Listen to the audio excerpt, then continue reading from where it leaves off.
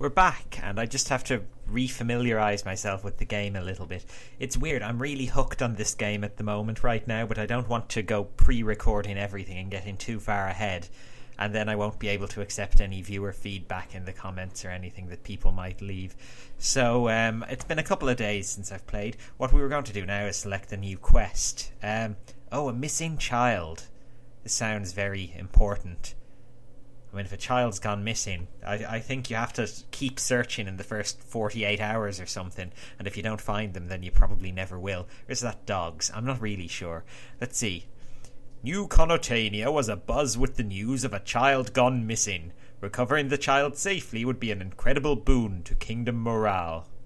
Well, that sounds good. I think we should go for that. Missing child. Let's solve it. Party requirement, any sim. Oh, brilliant. Anyone can find it. So, we'll gain an aspect of well-being, general happiness, etc., etc.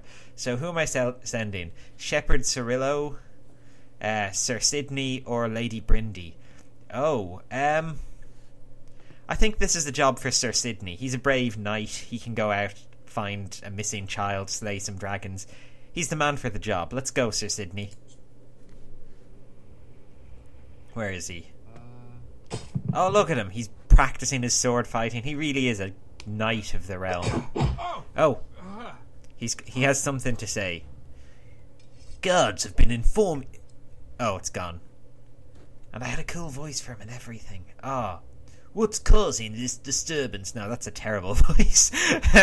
I'll come up with a new one when he has something to say next.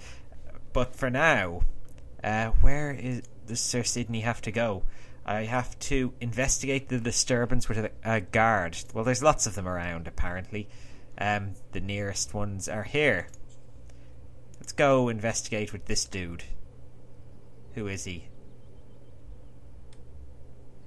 It is our old pal, Rupert. Hubert and Rupert, Mr. Bean's two best friends from that New Year's episode. I hope there is a Hubert here. Oh, look, Othello's having a chat with him like, "Oh, you wee laddie. Who are you doing? Where's me trousers?" Etc., etc. Okay, investigate the disturbance. Come on, Sidney. Get on it.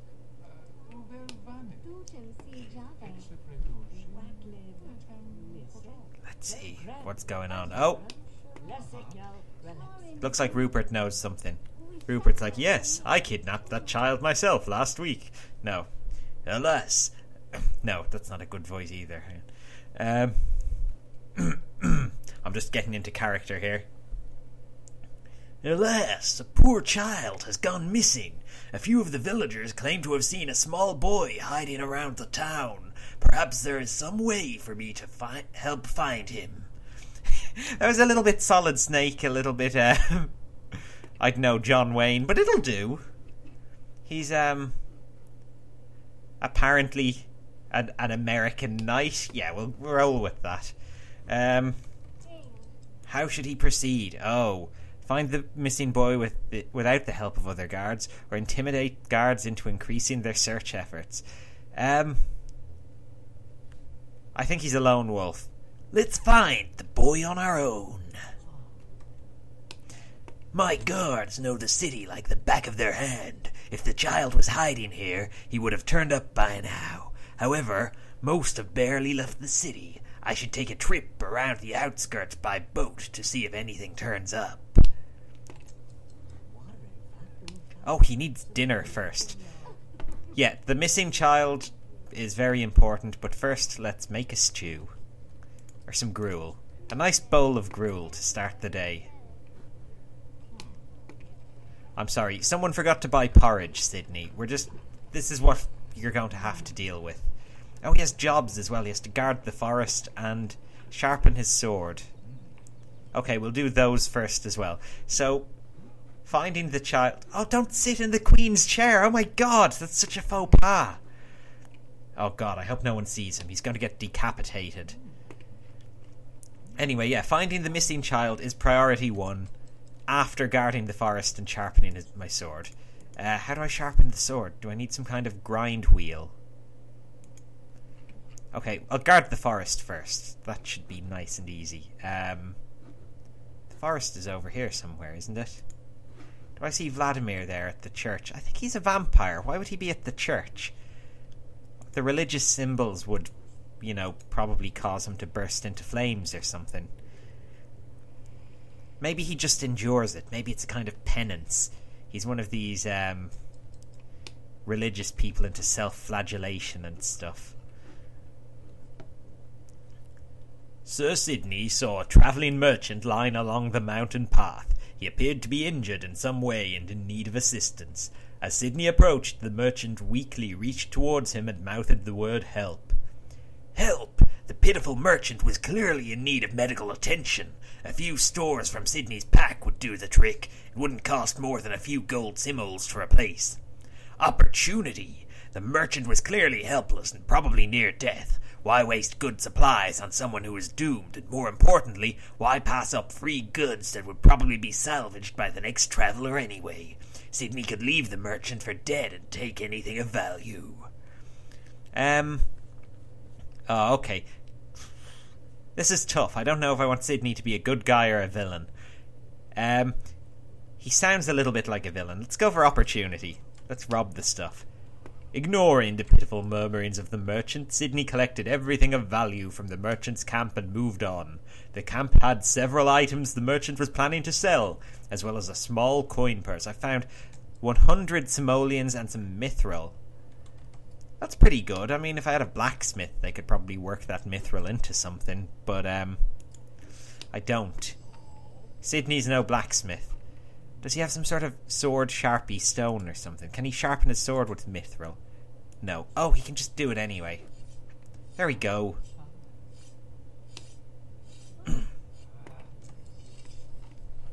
Nice and pointy. Now, let's find that kid.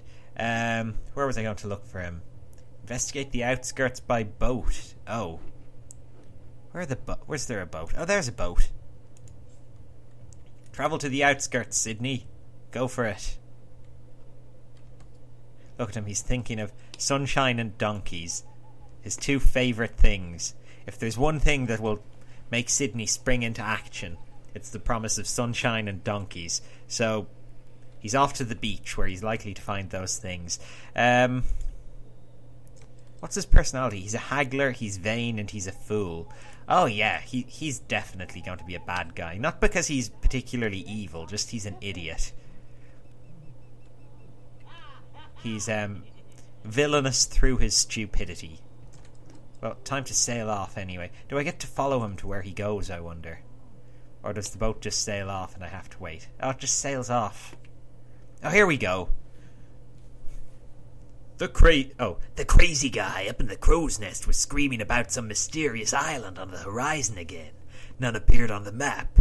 The gathered crew eagerly looked to the quarter-deck for the guidance of Sir Sidney. That's me. I speak in the third person. Investigate. There were lots of uncharted islands in the seas, of course. Sidney had overheard wild rumours about them from the crew. Who knew what might be found? Stay on course. Rumours of mystical islands and buried treasure were just the rantings of sun-baked, grog-soaked sailors with too much time on their hands. This situation called for good old-fashioned leadership. Sir Sidney would stay the course. I think, fitting with his personality, he's going to stay the course. Sir Sidney doesn't turn off his course for anything. Sidney forbade the crew from indulging in their mysterious island fantasy. He grabbed the wheel and, after a quick lecture on work ethic and focus, steered the ship back on course. The crew was mightily impressed with Sir Sidney's take-charge attitude and charisma. Received 50 XP, 10 renown, and the inspired buff. Okay. We haven't found the kid, but made a bit of a profit there, experience-wise. Turns out the little runt had been playing his own little game of hide-and-seek, using the guards as the seekers. His face when he saw the knight captain appear before him was priceless. Despite his delinquency, I'm glad to see him return safely. What? So he did find him? Where? On the boat? Did he paddle out to sea on a little raft playing hide-and-seek? Okay, it doesn't matter. We've finished the mission. I won't ask too many questions. Oh, Sidney's leveled up as well. And he's got the restful dance tone. Fighting proficiency increased and can strategize at the tactical map. Well, that's pretty nice. Next quest. Let's go. A rash of rudeness. Although New Conotania was growing and prospering, its people were ridiculed for their general ignorance and uncouth behaviour. It was time to take a stand and change the ill-mannered ways of the people. That's worth a lot of points. That might be a fun one. Oh, they're all worth 3. Oh, here's one. The Legend of the Talking Frog. Rumours of a talking frog named Friggo had been spreading around New Conotania for a few days. This wasn't just another fairy tale that had captured the minds of the kingdom. There really was a magical frog out there, somewhere. Someone would have to find this talking frog. That could be fun. Let's look for the frog. Let's see, who can I send? Party requirements. Any hero excluding the monarch, and the monarch is in a supporting role. Oh great, I get 2 party members. Get some aspects. Oh, I'm going to push knowledge beyond my capacity. Maybe I shouldn't do this, it'll be a bit of a waste. Let's do, we'll do the rash of rudeness first. That will give me culture. Oh, and it requires a Jacobian priest. Or a bard. We don't have a bard, so yeah. It's a priest. It's time for Father What's-His-Face to, have an adventure. Shepherd Cirolo. These peasants must obey the Watcher's will. Although New Conotania was growing and prospering, its people were ridiculed. Oh, I've read that. Poor behaviour must be punished, swiftly and surely. With our little pervy priest. Times had been difficult for Shepherd Cirolo lately. His sermons had been well attended as always, yet the congregation didn't seem as attentive. Some of the more peasantry of the congregation had been disruptive, and chatted or belched during sermons. Regardless, Cirolo intended to carry on. Okay, so what do I have to do? Today's sermon had better go smoother. Give a sermon.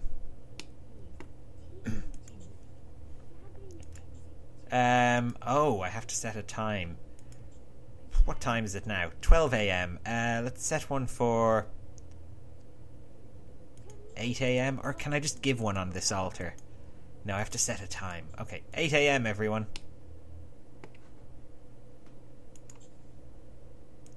Everyone be here.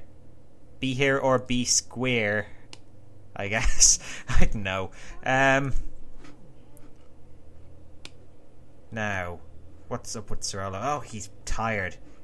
Get to thine bedchamber, priest.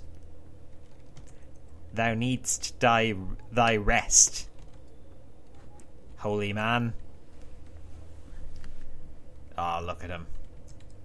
Dreaming about his holy books and his little flags. And the crown. I think he might want to be king. Because I decided he's a little bit evil. He's a bit pervy. You know, he's a priest in the Frollo vein. He's going to spend the afternoon burning gypsies or else marrying them. You know, whichever is easier. Those are his hobbies. Or locking hunchbacks in big towers.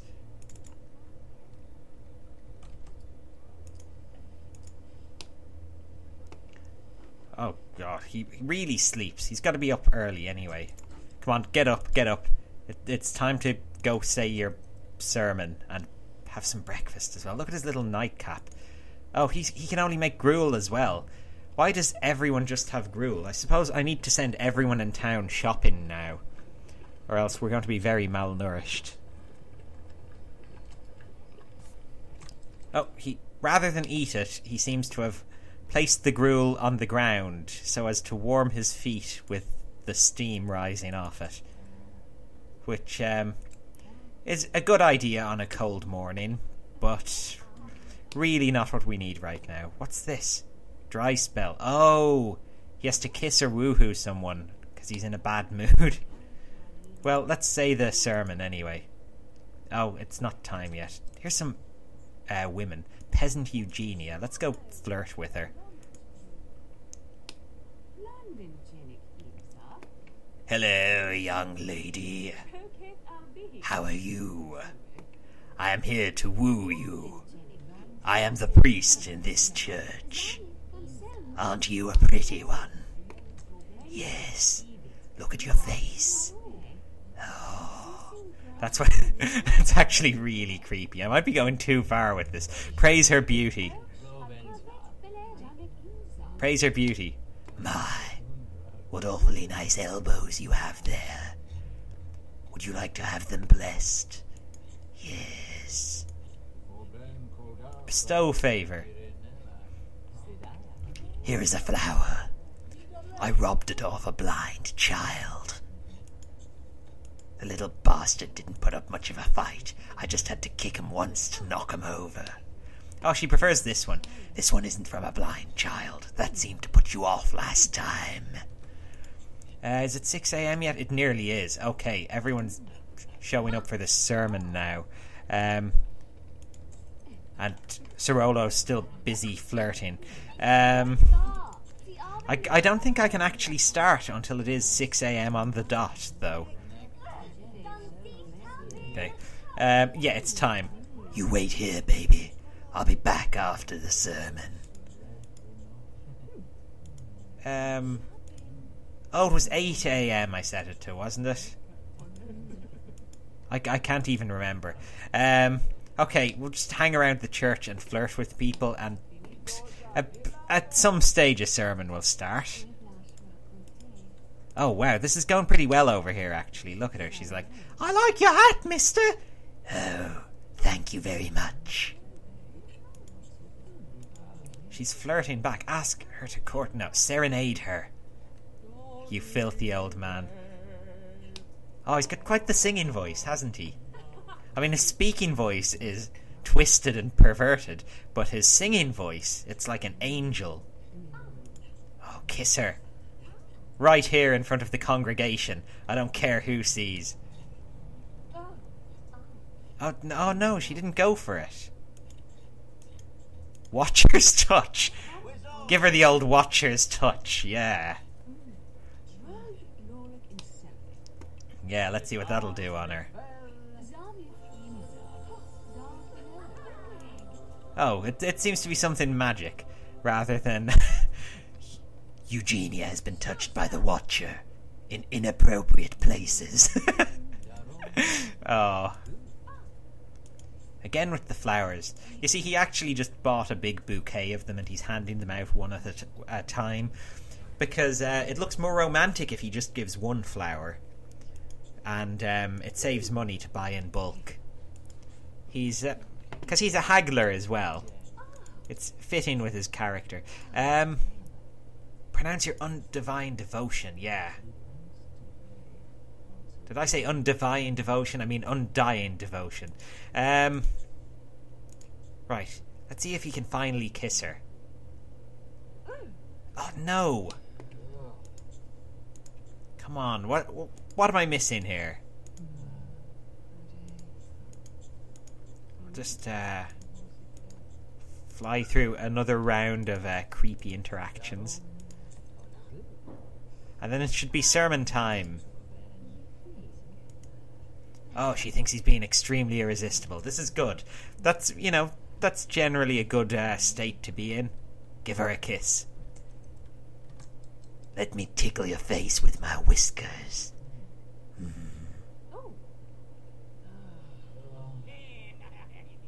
There we go.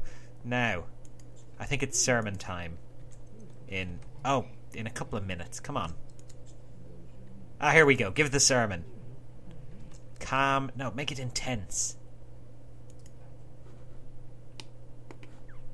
We don't want to go half-arsed on this. It has to be a really good one. We have to get all the fire and brimstone into this. Oh, look, he's getting them really whipped up. Actually, what we need here is some kind of, like, gospel choir in the background. No, someone's burping. Oh my god, that's what's-her-face.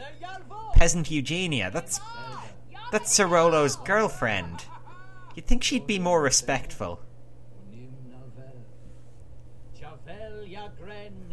Okay, well, maybe this will scare her straight. Someone just farted! Oh my god! Who's that?